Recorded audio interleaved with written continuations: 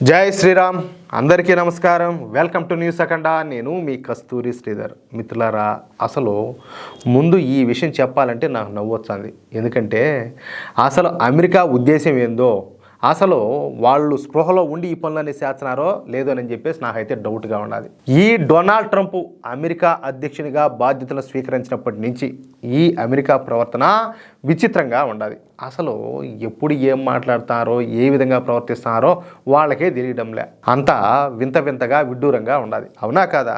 ఒక అగ్రరాజ్యం ఇంత దిగజారి ప్రవర్తిస్తూ ఉండడం, అయోమయంగా వ్యవహరిస్తూ ఉండడం చూసి ప్రపంచ దేశాలన్నీ కూడా ఆశ్చర్యపోతున్నాయి. ఏంద్రా స్వామి, వీళ్ళకి ఏమైనా మెంటల్ ఏమైనా పట్టిందా, ఏమరా నాయన అని చెప్పి ప్రతి ఒక్కరు కూడా గుసగుసలాడుకుంటారు. అందుకే ప్రపంచ విపణిలో రోజు రోజుకు ఈ అమెరికా గౌరవం తగ్గిపోతుంది. అది కూడా మన భారతదేశం మూలంగానే.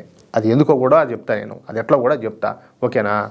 మీరు గమనించినారో లేదో కానీ అమెరికా అధ్యక్షుడు ఈ డొనాల్డ్ ట్రంప్ మొదటగా చైనా, అదేవిధంగా కెనడా, మెక్సికో దేశాల మీద పన్నులన్నీ కూడా వేశాడు. ఆ తర్వాత ప్రపంచ దేశాల మీద పెద్ద ఎత్తున పన్నులన్నీ కూడా విధించాడు. ఆ తర్వాత ఆ పన్నులను మళ్ళీ 90 రోజుల పాటు వాయిదా వేశాడు. చూడండి, అలాగే అన్ని దేశాలను కూడా బెదిరిస్తా ఆయా దేశాలతో ఆర్థిక ఒప్పందాలు చేసుకుంటున్నాడు అనమాట.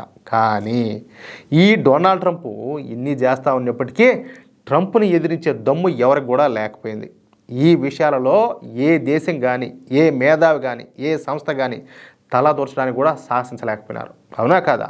కానీ ఎప్పుడైతే ఈ డొనాల్డ్ ట్రంప్ భారత్ మీద 2 దఫాలుగా 50% పన్నులు విధించాడో అప్పటి నుంచి ప్రపంచవ్యాప్తంగా ఉన్నటువంటి మేధావులు, ఆర్థిక నిపుణులు, వివిధ సంస్థలు ట్రంప్కి ఎదురు తిరగడం ప్రారంభించాయి. ముఖ్యంగా అమెరికా ఎన్నిసార్లు భారత్ను బెదిరించాలని చెప్పి చూసినప్పటికీ, 2 సార్లు పన్నులు విధించినప్పటికీ, భారత్ను ఏకాకిని చేద్దామని చెప్పేసి విశ్వ ప్రయత్నాలు చేసినప్పటికీ మన భారత ప్రభుత్వం మాత్రం అదర్లా బెదర్లా, చెప్పాలంటే ఇంకా ధైర్యంగా స్ట్రాంగ్గా నిలబడింది.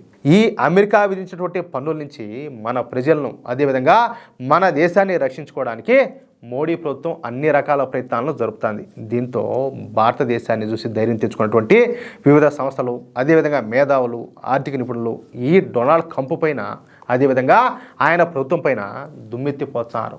భారత్ వంటి వేలాది సంవత్సరాల చరిత్ర ఉన్నటువంటి ఒక గొప్ప నాగరికత కలిగినటువంటి దేశాన్ని వదులుకోవడం అనేది చారిత్రాత్మకమైనటువంటి తప్పిదం అంటూ అమెరికన్ మీడియా సంస్థలే కోడైకి వస్తున్నాయి. ఎవరో అమెరికన్ మీడియానే. అందరికీ ఆశ్చర్యం కలిగించే విధంగా భారత విషయంలో డొనాల్డ్ ట్రంప్ తీసుకున్నటువంటి నిర్ణయాలను ఆయన సొంత పార్టీ అయినటువంటి రిపబ్లికన్ పార్టీ నేతలే తీవ్రంగా విమర్శిస్తున్నారు.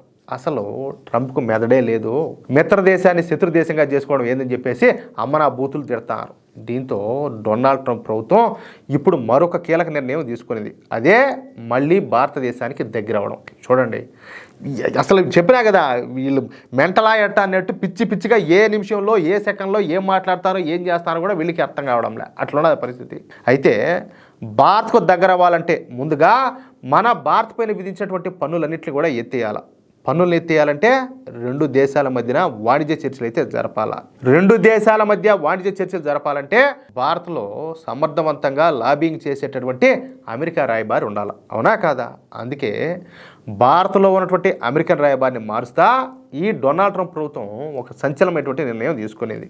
ఇప్పటి వరకు భారత్లో పనిచేసినటువంటి అమెరికన్ అంబాసిడర్ను తీసేసి ఇప్పుడు కొత్తగా సెర్గియో గోర్ను కొత్త అమెరికన్ రాయబారిగా ఈ డొనాల్డ్ ట్రంప్ ప్రభుత్వం అయితే నియమించిందనమాట. ఈ సెర్గియో గోర్ అనే వ్యక్తి అత్యంత సమర్థుడే కాకుండా పెద్ద లాబిస్ట్ అని కూడా తెలుస్తుంది. అంతేకాకుండా ఈయన గారు డొనాల్డ్ ట్రంప్కు అత్యంత సన్నిహితుడంట. దీంతో ఈ ట్రంప్ తనకు నమ్మకస్తుడైనటువంటి ఈ సెర్గియో గోర్ను భారతదేశ రాయబారిగా నియమించి మన భారత ప్రభుత్వంతో రహస్యంగా చర్చలు జరిపి మళ్ళీ ఇరు దేశాల మధ్యన సంబంధాలను గాడిలోకి తీసుకురావడానికి ప్రయత్నాలు అయితే చేస్తారంట. అంతేకాదు, ఈ సెర్గియో గోర్ను భారత అంబాసిడర్గా నియమిస్తున్న సమయంలో అమెరికన్ ఫారిన్ మినిస్టర్ అయినటువంటి మార్క్ రూబియో ఆయన గారు మాట్లాడుతూ భారత అమెరికా సంబంధాలు ఈ రోజుటి కాదు, అమెరికాతో అత్యున్నత సంబంధాలను ఏర్పరిచినటువంటి దేశాలలో భారత్ కూడా ఒకటని చెప్పేసి ఆయన సంచలన వ్యాఖ్యలు చేశాడు. అంటే భారతదేశంతో మళ్ళీ సంబంధాలను కొనసాగించడానికి అమెరికా తాతగలాడుతుందన్నమాట. అర్థమవుతుందా? అందుకే మన మోడీ ప్రభుత్వం ఈసారి కొంచెం బెట్టి చేస్తుంది. అమెరికాను సాధ్యమైనంత వరకు ఉంచడానికి ప్రయత్నం చేస్తుంది. అది విషయం.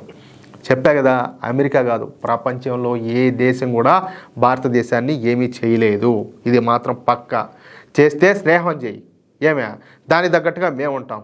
లేదా నువ్వు మా మీద కోపం పెంచుకొని పగ పెంచుకొని లేదా మమ్మల్ని ఏదైనా దెబ్బతీయాలని చెప్పి ట్రై చేస్తున్నావా, మేము అంతకు మించి బదులిస్తాం. చెప్పాలంటే నువ్వు వేసిన అడుగు కంటే అంతకంటే బలమైన అడుగు మేము వేస్తామని చెప్పేసి మోడీ ప్రభుత్వం ఎప్పటికప్పుడు నిరూపిస్తుంది. అది ఏ విషయంలో అయినా, ఎవరి విషయంలో అయినా, ఏ దేశం విషయంలో అయినా కూడా మనం ఎన్ని ఎగ్జాంపుల్స్ చూడాలా, అది విషయం అయితే.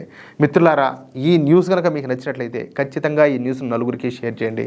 అలాగే ప్రతి ఒక్కరు కూడా మీ యొక్క అమూల్యమైనటువంటి అభిప్రాయాలను కామెంట్ రూపంలో తెలియజేయండి. ఇంకో విషయం ఏంటంటే, ఇంతవరకు మీరు కనుక మన ఛానల్ను సబ్స్క్రైబ్ చేసుకున్నట్లయితే ప్రతి ఒక్కరు కూడా మన ఛానల్ను సబ్స్క్రైబ్ చేసుకోండి, సపోర్ట్ చేయండి ప్లీజ్. జై శ్రీరామ్, జై హింద్.